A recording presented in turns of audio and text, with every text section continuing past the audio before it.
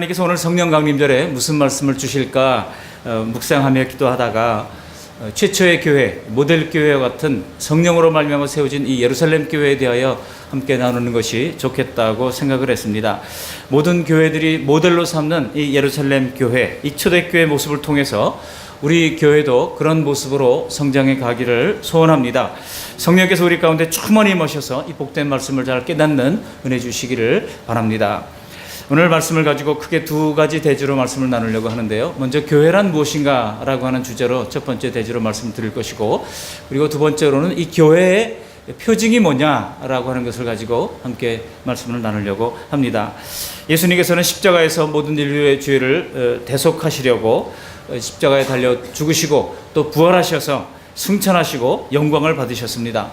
그리고 오순절날 우리 예수님께서 6월절 어린 양으로 오셨잖아요. 6월절로부터 시작해가지고 7주를 지나면서 49일이 되는데 그 다음 날이 바로 오순절입니다. 이 순이라고 하는 것을 열흘을 가지고 순이라 그러거든요.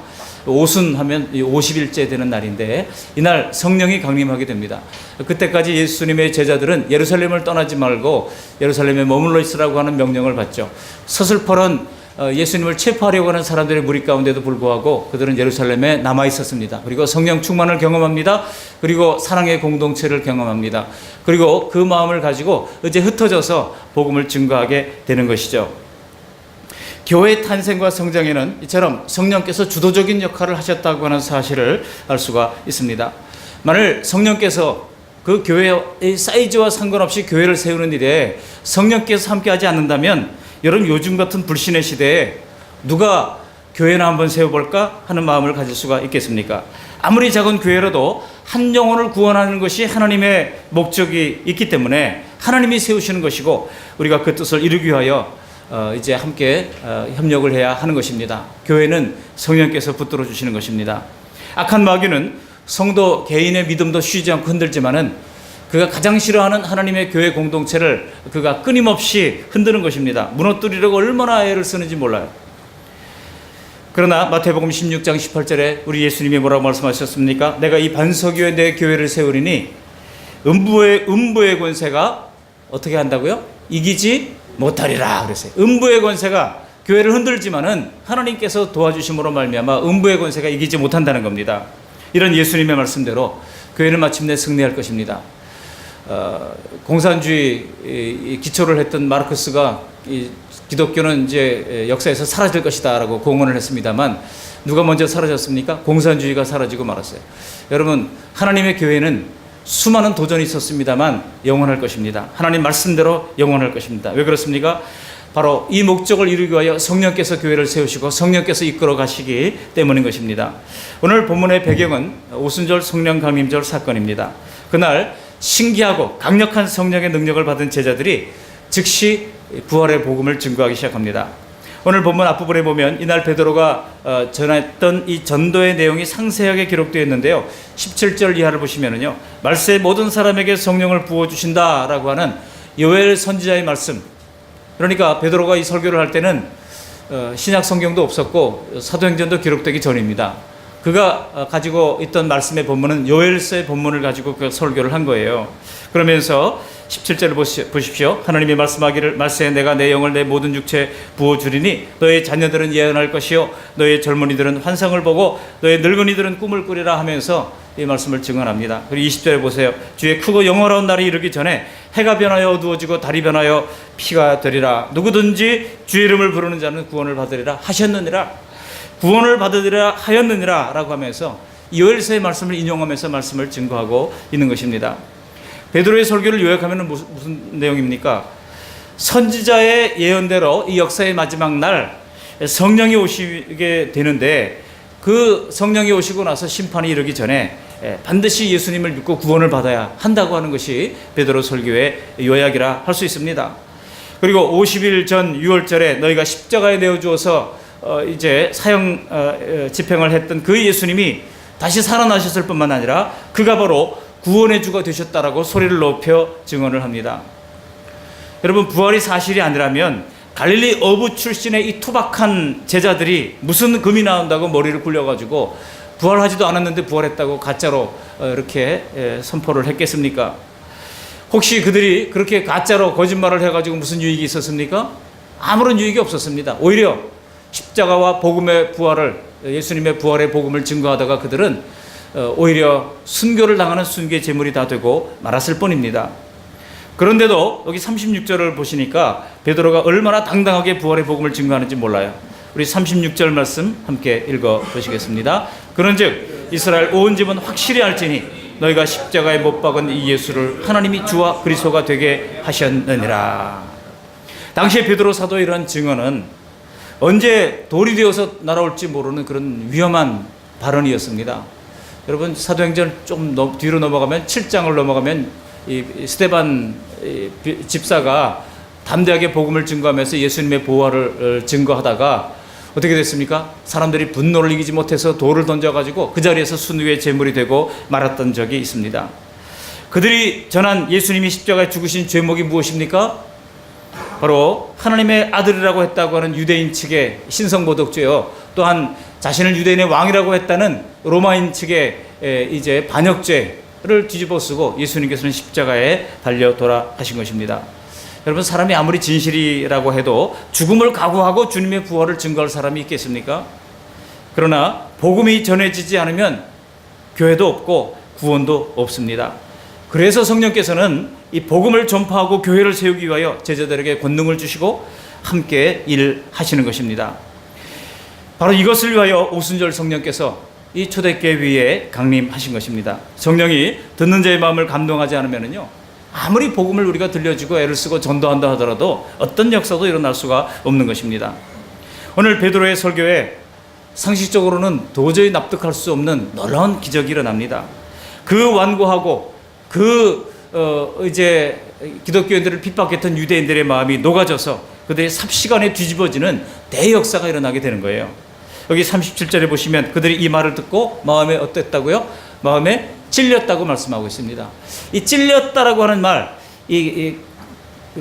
헬라어로는요, 이 카테니게산이라고 하는 말인데, 이 말이 실신시키다라고 하는 그런 뜻을 가지고 있어요. 아주 깊이 찌르다, 아주 격렬하게 이제 요동시키다, 그런 뜻을 가지고 있습니다.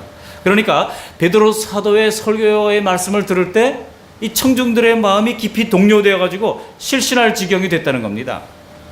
그래서 그들이 뭐라고 얘기하고 있습니까? 형제들아, 우리가 어찌할꼬 하면서 아주 필사적으로 부르짖는 겁니다. 하나님께서 보내주시겠다고 했던 그 죄 없는 어린 양 예수님을 우리가 못 박아 죽였다니 우리가 이제 어찌할꼬 하면서 그들이 눈물로 호소를 하는 것입니다. 여러분, 이런 엄청난 마음의 부담과 뉘우침이 당시에 베드로의 설교를 듣던 청중들에게 요원의 불길처럼 퍼져가게 됐던 겁니다.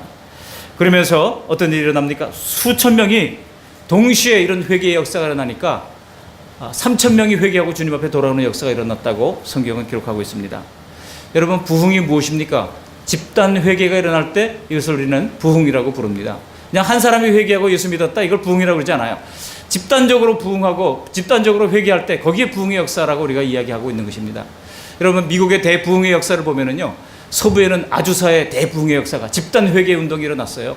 동부에서는 코네티컷주, 이 뉴저지, 코네티컷, 여기서 일어났던 이 동부의 대부흥의 역사가 있었습니다. 우리나라도 있었죠. 평양 대부흥의 역사가 일어났습니다. 평양의 대부흥에 물론 원산 대부흥이 먼저 일어났었고, 평양 대부흥이 일어났을 때 하디 선교사님이, 미국 선교사 하디 선교사님이 말씀을 증거하는데 길선주 장로가 나와가지고 자기 죄를 회개하는 거예요. 내가 어떤 사람이 자기가 셈이 두나니 이 돈을 좀 맡아주게 하면서 이제 장부를 다 맡겨놨는데 자기가 일정 부분을 갈취를 했다고 고백을 한 겁니다. 내가 천하에 때려 죽일 놈입니다. 내가 죄인입니다 하면서 그 앞에 떼굴떼굴 구르니까 성령께서 강하게 역사하셔서 사람들 마음속에 죄를 지었던 모든 것, 거짓말했던 모든 것, 속였던 모든 것, 그런 것들이 막 드러나기 시작하면서 사람들이 저마다 나와서 이구동성으로 내가 죄인입니다, 내가 죄인입니다 고백하면서 대회개의 역사가 일어났는데, 그런 말미암아 이제 밤을 꼬박 새우고 새벽 예배할 때까지 사람들이 죄를 회개하고 있는 것을 보면서 서양 선교 사람들이 깜짝 놀랐던 겁니다. 그러면서 이 사경회가 일어날 때 평양에 있는 고등학교 여학생들이 이제 학교 수업을 마치고 수천 명의 학생들이 예배당으로 줄을 서서 그렇게 교회로 향하는 모습을 보면서 이거는 깜짝 놀랄 만한 일이라고 서양 선교사님들이 사진을 찍어서 그것을 기록 사진으로 남겨서 지금까지 이제 전해오고 있는 것입니다. 이렇게 집단 회개 운동이 일어났던 역사가 뭐 우리나라도 있고 영국에도 있습니다. 영국에도 보면은 남쪽의 웨일즈에 대부흥의 역사가 일어났습니다. 집단 회개 운동이 일어났어요. 또 저 북쪽 스코틀랜드에서도 대부흥의 역사의 기록들이 있는데요. 서쪽으로 계속 가다 보면 아일 오브 아일랜드라고 하는 이 섬들이 나옵니다. 거기에는 주정 공장이 많았어요. 여러분, 스코틀랜드 사람들이 제일 잘하는 것이 위스키 만드는 겁니다. 그래서 곳곳마다 동네마다 스카치 위스키를 만드는 그런 이 디스틸러리라고 부르죠. 그런 거대한 이 주정 공장이 아침에 햇빛이 나면은요 번쩍이는 모습으로, 그가 황금빛 모습으로 그런 것들이 이제 빛을 발해요. 제가 있을 때도 한번 교통사고, 어떤 대형 트럭이 잘못해가지고 그거 주정 그걸 들이받아가지고요, 그 위스키가 도로로 쏟아져 나가지고 동네 일대가 막 그냥 한동안 이제 어질할 정도로 그렇게 술에 취한 모습으로 이렇게 했던 적이 그 뉴스가 나고 뭐 그랬던 적이 있어요. 그러니까 스코틀랜드라고 하는 나라는 그저 술 만들어서 파는, 그 사람들이 우리 한국 사람들에 대해서 되게 고마워해요. 왜냐하면 수입 1위가, 스카치 위스키 수입 1위가 대한민국이라고 이야기합니다. 한국 사람들 참 고맙다, 너희들 때문에 우리가 먹고 산다, 그런 얘기를 하는 걸 들었습니다만, 그 아일 오브 아일랜드라고 하는 지역도 그 술공장이 많은 곳이었어요.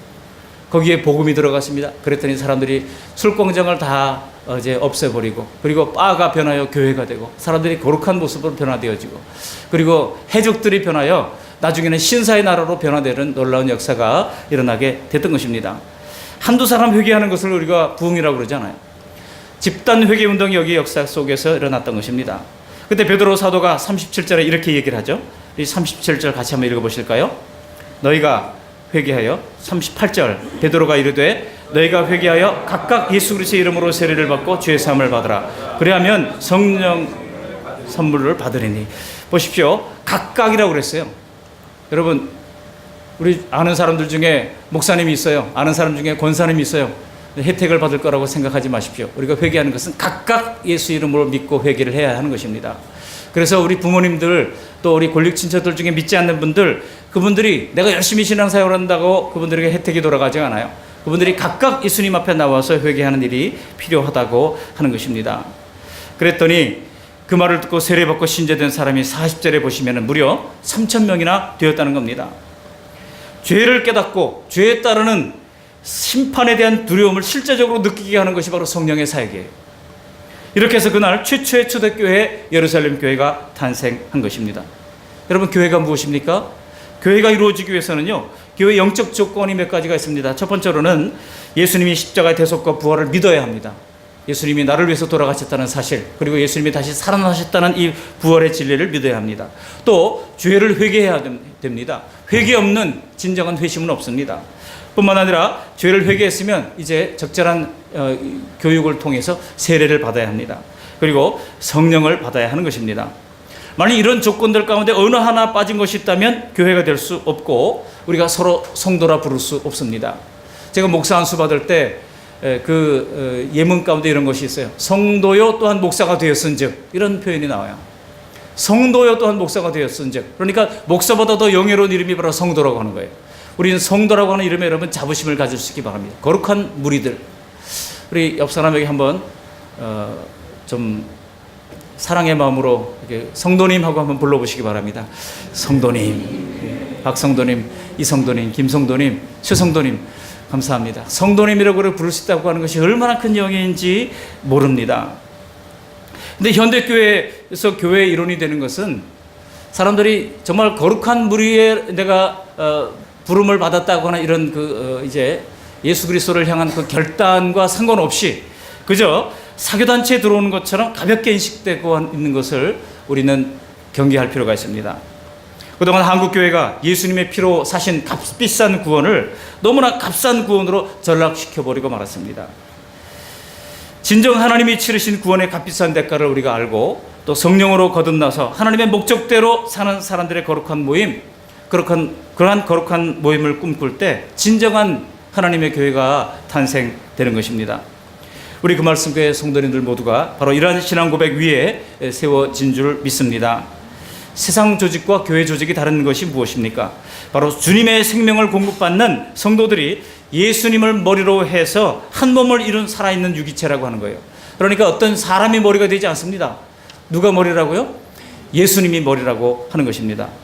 에베소서 4장 15절 16절 보시면 오직 사랑 안에서 참된 것을 하여 범사에 그에게까지 자랄지라. 그는 머리니 곧 그리스도라 그랬어요.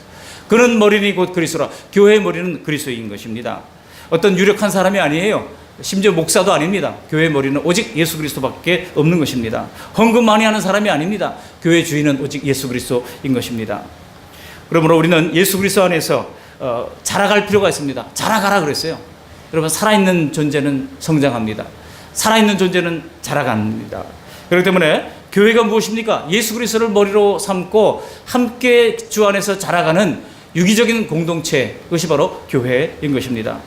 주님이 재림하시는 날, 이 거룩한 주님의 교회는 이제 전 세계 지상교회에 주님의 신부로서 들려 올라가게 될 것입니다.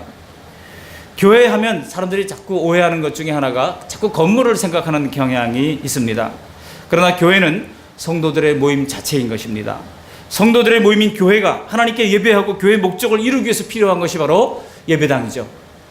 물론 예배당도 중요하죠. 예배당에서 성도들이 모여서 예배하고 또 이제 하나님의 거룩한 임재가 있는 곳이고 또 사람들이 그곳에서 기도하고 응답받는 곳이기 때문에 예배당도 우리가 도외시할 필요는 없습니다. 예배당도 우리가 잘 가꾸고 정말 경건한 모습으로 우리가 신앙생활할 수 있도록 그렇게 만들 필요가 있습니다.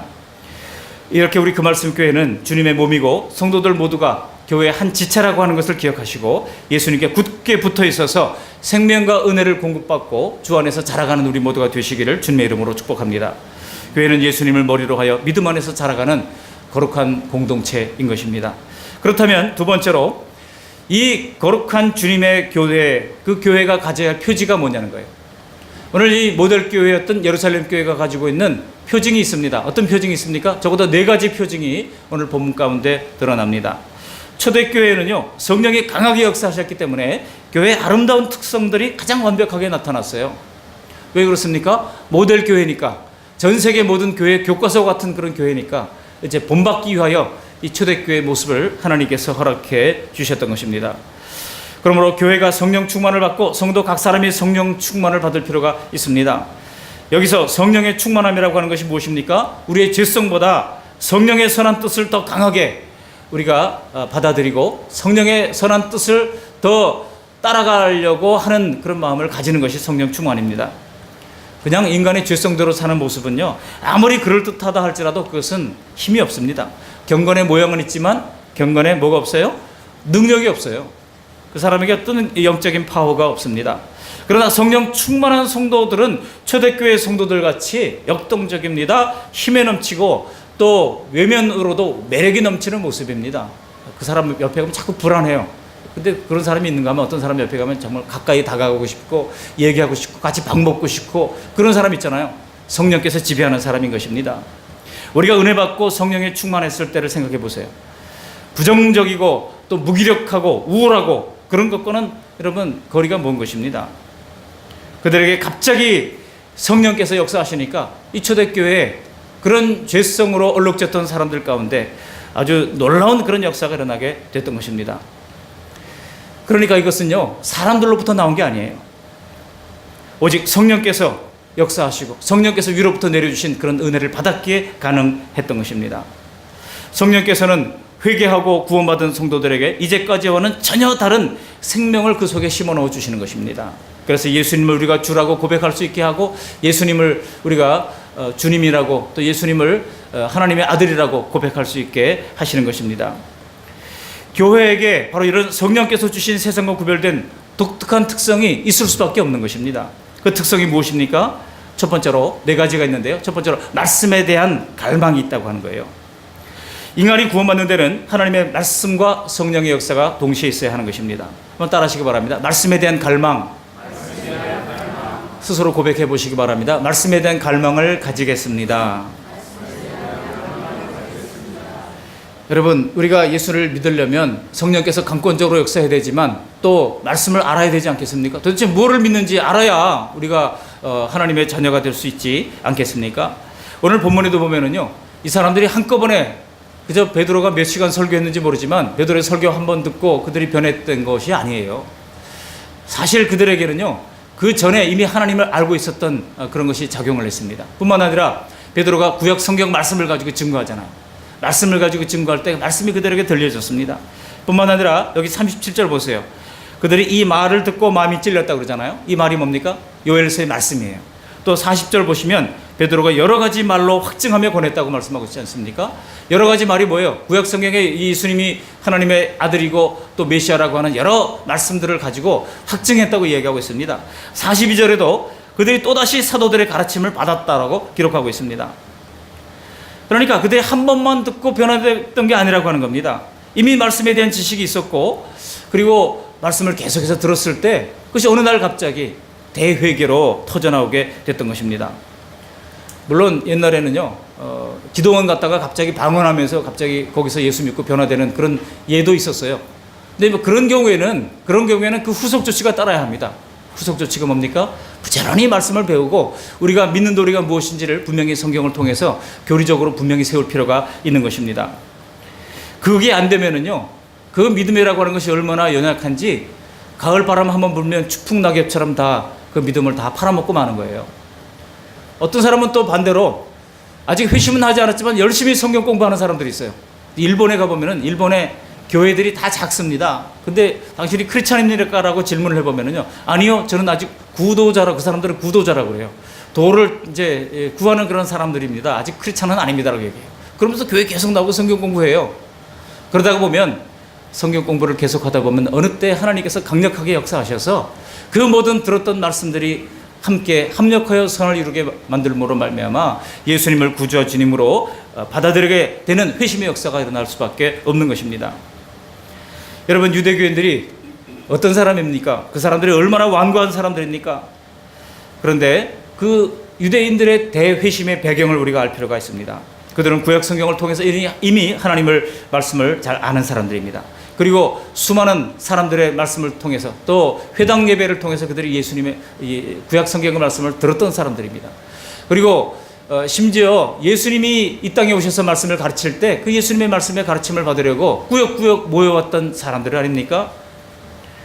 그래서 그들이 그렇게 수없이 들었던 수년간의 말씀 훈련이 사실 오늘 베드로의 설교를 통해서 이제 마지막 화령점정을 한 거예요. 마지막 이제 그 역사가 일어나게 됐던 것입니다. 오늘 베드로의 설교도 보십시오. 학문이 짧았던 어부 출신 이 베드로가 구약 성경을 아주 능통하게 인용하고 있는 모습을 볼 수가 있습니다. 저는 이 모습을 보면서 우리 예수님 참 수고 많이 하셨구나. 그 3년 동안 제자들 12명을 얼마나 열심히 이제 가르쳤는가 하는 것을 느낄 수가 있습니다. 예수님의 집회 현장에는 많게는 수만 명이 모였고요. 어떤 때는 산상수훈 같은 경우는 뭐 며칠씩 예수님께서 말씀을 가르쳐 주지 않았습니까? 그들 가운데 쌓이고 쌓였던 하나님의 말씀이 오늘 베드로의 설교를 통해서 터져나오게 된 것입니다. 요한복음 14장 26절에 예수님께서 하신 말씀이 이렇습니다. 보혜사 곧 아버지께서 내 이름으로 보내실 성령, 그가 너에게 모든 것을 가르치시고, 그렇습니다. 성령님은 가르치는 영이십니다. 그리고 내가 너에게 말한 모든 것을 생각나게 하시리라. 그렇습니다. 성령님은 자꾸 기억나게 하시고 생각나게 하시는 영인 것입니다. 천지를 말씀으로 창조하신 그 하나님이 기록된 말씀을 통해서 지금도 능력으로 역사하시는 줄 믿습니다. 성령께서 그 말씀을 통하여 사람들의 마음에 깨달음을 주시고 변화를 주시고 결심할 수 있는 동기를 부여해 주시는 것입니다. 그러므로 여러분, 로마서 10장 17절 있는 대로 믿음은 무엇을 통해서 나요? 믿음은 들음으로 나며 그랬어요. 믿음은 들음으로 나며. 쉐마가 무엇입니까? 이스라엘아 들으라 이거잖아요. 들으라. 이스라엘 사람들은 잘 들었어요. 모세도 잘 들었어요. 들었던 말씀을 기록으로 남긴 것이 모세오경 아니겠습니까? 아브라함의 얘기를 그가 어떻게 합니까? BC 1500년경에 살았던 모세가 BC 3300년경에 살았던 이 아브라함의 이야기를 어떻게 기록을 했습니까? 사람들은 부모의 말씀을 잘 듣고 구전으로 또 들려주었던 것을 잘 들었다가 기록으로 남긴 거예요. 유대인들은요, 잘 듣고 거의 정확하게 그것을 재구성해내는 그런 탁월한 능력이 있는 사람들입니다. 서양 사람들은 듣는 것을 잘 그렇게 소중히 여기지 않아요. 그래가지고 서양 사람들은요, 얘기를 하다가 알았어라고 얘기하는 거를 영어로 I see라고 얘기합니다. 그 사람들은 눈으로 봐야 직성이 풀리는 사람들이에요. 뭔가 봐야 돼요.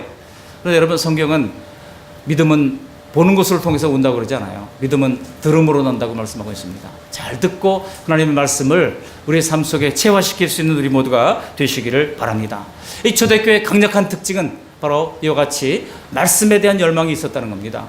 그리고 말씀을 받고 회개하고 나니까 그들이 어떻게 했습니까? 사도들을 초청해서 계속 또 말씀을 배웁니다. 말씀을 이제 가르쳐 달라고 하는 것이에요. 우리 동아시아 선교회가 지금 청도에 이제 신학교를 만들었다기보다는 자생적으로 만들어진 신학교예요. 이 삼자교회 말고 이제 가정교회들이 많습니다. 지금 뭐 중국에서 가정교회도 막 핍박하고 삼자교회도 십자가 떼라 그러고 삼자교회 모든 교회들에다가 CCTV 설치를 해가지고 정부에서 다 감시를 하고 있고 지금 이런 상황입니다. 한국 선교사님들이 중국으로 갔던 선교사님들이 지금 다 돌아오고 있어요. 언제부터 돌아옵니까? 딱 10년 되면 다 내보냅니다. 10년 되면. 그러니까 10년 되기 전까지는 와서 돈 쓰라고 그래요. 와서 돈 쓰고 어학 다니면서 돈 쓰고 하다가 조금 지나면 다 내보냅니다. 그래서 중국에 오랫동안 가 있던 선교사님들이 지금 다 돌아와가지고 소위 선교사 재배치가 우리 GMS 안에도 가장 큰 문제가 되어 있습니다만, 그래서 중국에 있던 선교사님들이 태국으로 가기도 하고 아프리카로 가기도 하고 또 국내에 그냥 주저앉기도 하고 이런 일들이 지금 비일비재하게 일어나고 있습니다. 근데 가정교회는 어떻게 통제할 수가 없잖아요. 청도에서 차로 한 8시간 정도 가는 아주 시골 마을에 이 가정교회를 하는 이 목회자들이 한 40명이 모여가지고, 이분들이 제대로 된 신학교를 나온 분들이 아닙니다. 성령께서 사로잡혀서 말씀을 가르치는 가정교회 지도자들이에요. 근데 그 중에 어떤 분들은요, 자기가 40교회 가정교회를 지도하고 있는데 그 40개 교회 가정교회 숫자를 다 합하면은 성도들이 2,000명이 넘습니다. 그런데 성경 말씀을 몰라요. 우리 교단에 정연교회 우리 윤준수 목사님이 가셔가지고 목사님이 이제 설교를 1시간 했더니 이분들이 너무 짧다는 거예요. 우리가 더 배우기를 원하는데 왜 1시간만 하느냐 말이죠.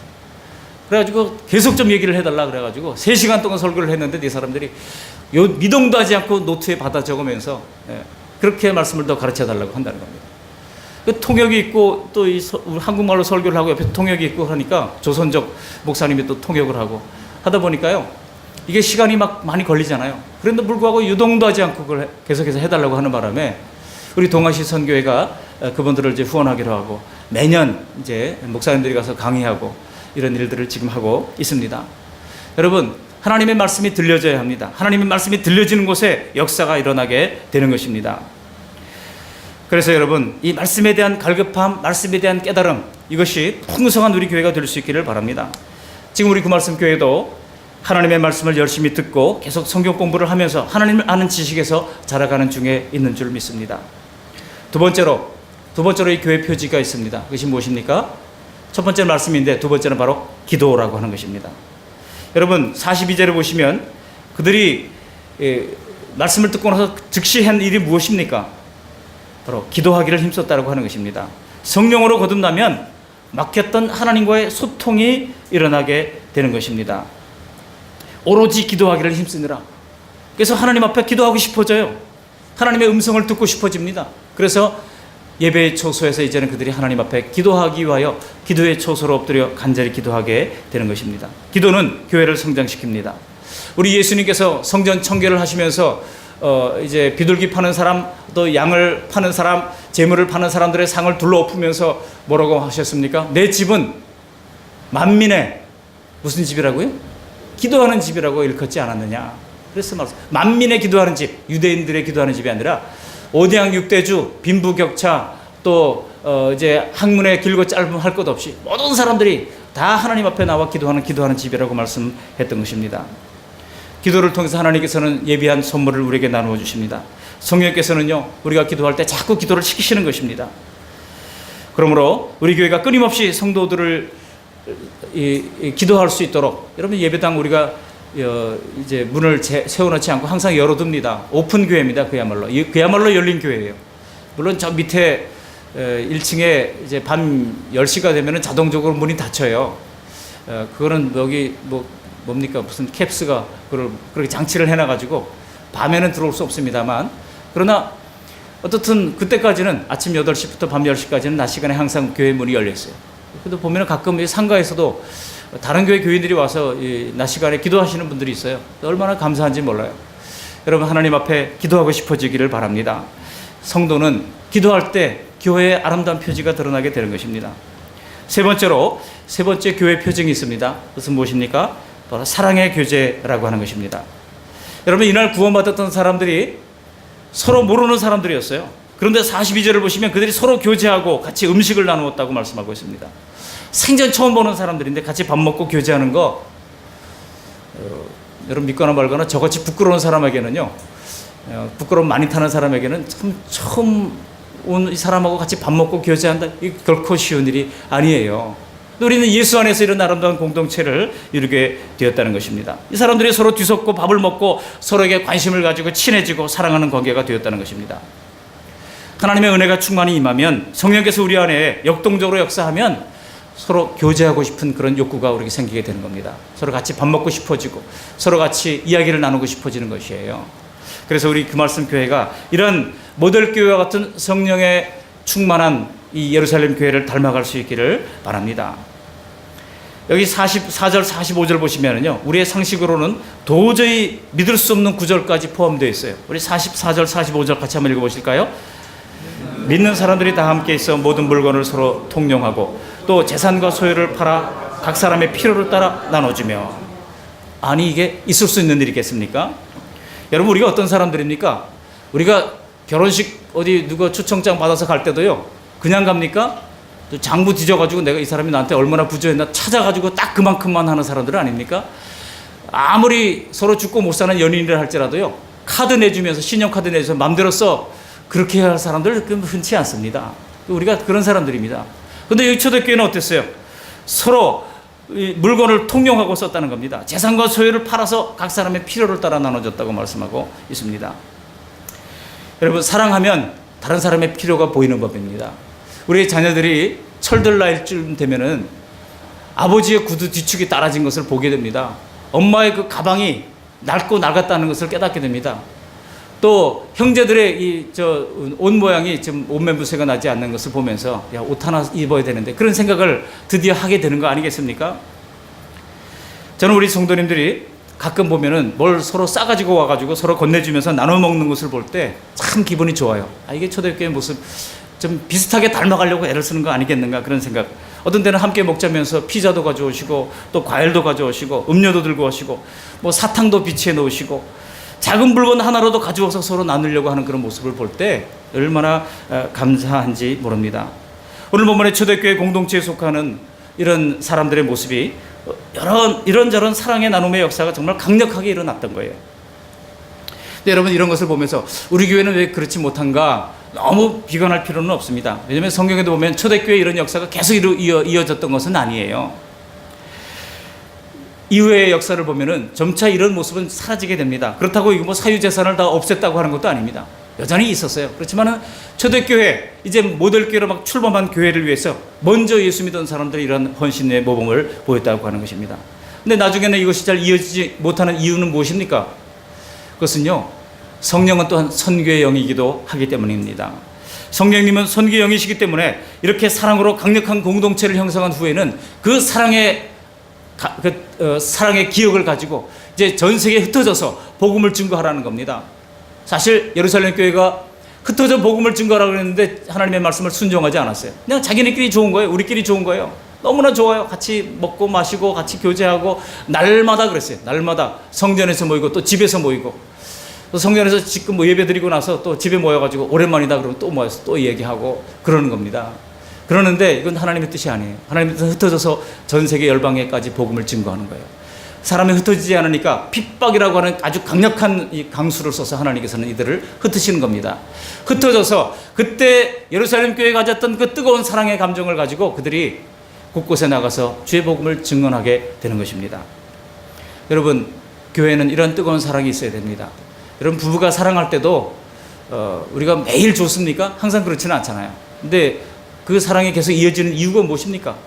내가 처음에 고백을 했던 그때 그 감격, 또 순간순간 느꼈던 그런 그 부부 사이의 감격, 그 감격이 있기 때문에 수많은 난관들이 있어도 우리가 건너갈 수가 있는 거 아니겠습니까? 신앙도 마찬가지입니다. 주님과의 첫사랑의 추억을 가지고 우리가 이 긴 인생을 살아가면서 감격과 기쁨을 누리게 되는 것입니다. 이러한 교제의 기쁨과 감격을 누리는 우리 그 말씀 교회가 되시기를 바랍니다. 마지막으로요, 마지막으로 이 초대교회에 일어난 또 하나의 강력한 증표는 기쁨인 것입니다. 우리 46절 말씀 같이 한번 읽어보십니다. 46절. 날마다 마음을 같이하여 성전에 모이기를 힘쓰고 집에서 떡을 떼며 기쁨과 순전한 마음으로 음식을 먹고. 오늘 말씀 보니까 떡집 하는 분들은 참 좋아할 것 같아요. 떡을 떼고 음식을 먹었다라는 이야기가 46절에 나오는데 42절에 보면 또 나오죠.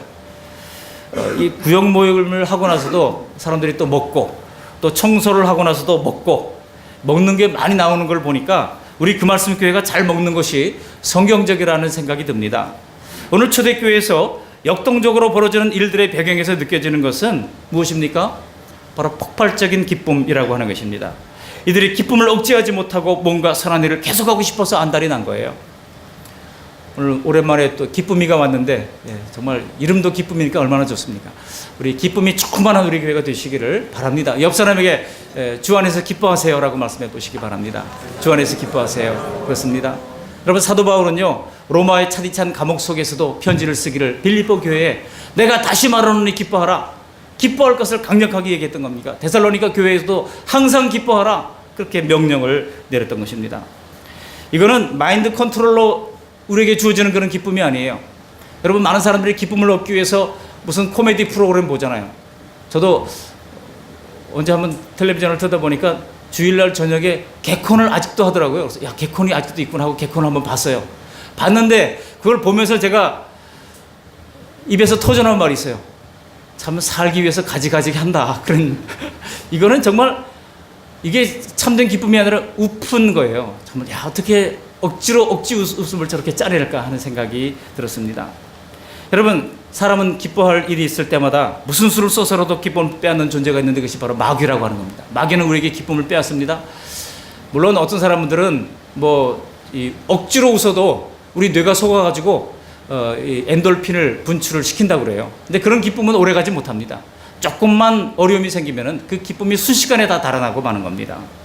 그러나 우리 주님은 요한복음 16장 22절에 지금은 너희가 근심하나 내가 다시 너희를 보리니 너희 마음이 기쁠 것이요 너희 기쁨을 빼앗을 자가 없으리라. 우리 예수님의 주시는 기쁨은 빼앗을 자가 없는 기쁨입니다. 물론 비록 우리가 때로는 어려움을 당할 때 이 기쁨을 우리가 좀 잃어버릴 수도 있습니다. 그러나 우리 안에 내재적인 기쁨이 있기 때문에 우리가 다시 주님의 말씀을 따라 기뻐할 마음을 먹기만 하면 성령께서 역사하셔서 다시 우리에게 샘솟는 기쁨을 부어 넣어 주시는 것입니다. 이 기쁨은요, 한번 코미디 보고 웃는 그런 웃음하고 달라요. 샘솟는 기쁨이 있는 것입니다. 오늘 우리가 이 말씀을 기억하시면서 우리 교회도 항상 이 기쁨이 넘치는 교회가 될 수 있기를 바랍니다. 우리 교회를 방문하는 분들이 한결같이 이야기하는 말이 있습니다. 우리 성도님들 마음에도 이미 성령께서 주시는 이런 기쁨이 원천이 있는 줄 믿으시기를 바라는데요.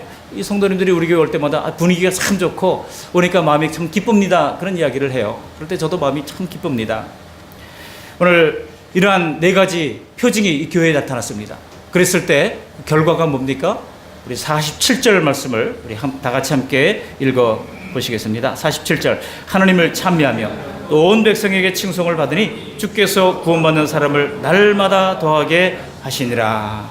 아멘. 하나님을 찬미하며 온 백성에게 칭송을 받았다는 거예요. 믿지 않는 사람들로부터 칭송을 받는 교회가 되었다는 겁니다. 그랬을 때 우리가 특별히 열심히 다른 일을 하지 않아도 하나님께서 구원받는 사람들을 날마다 붙여주셨다는 것입니다. 오늘 두 가지 말씀을 드렸습니다. 교회란 무엇인가? 건물이 아니라 그리스도를 머리로 하는 믿음 안에서 자라가는 성도들의 유기적 공동체입니다. 그리고 교회의 네 가지 표징은 무엇입니까? 바로 말씀, 그리고 기도, 그리고 하나님의 사랑의 교제, 그리고 마지막에는 샘솟는 기쁨이라고 하는 것을 말씀드렸습니다. 우리가 이런 교회를 꿈꾸면서 이런 교회를 만들어가는 일에 함께 합력하는 우리 모두가 되시기를 주님의 이름으로 축원합니다. 아멘. 고맙고 감사하신 하나님 아버지, 날마다 귀한 주님의 말씀을 우리에게 들려주셔서 감사합니다. 오늘 주신 말씀을 우리 마음에 잘 새기고 우리 그 말씀 교회가 성령의 지배를 받는 복된 교회로 성장할 수 있도록 은총 베풀어 주시옵소서. 감사하고 우리를 구원하신 예수님의 이름으로 기도드리옵나이다. 아멘.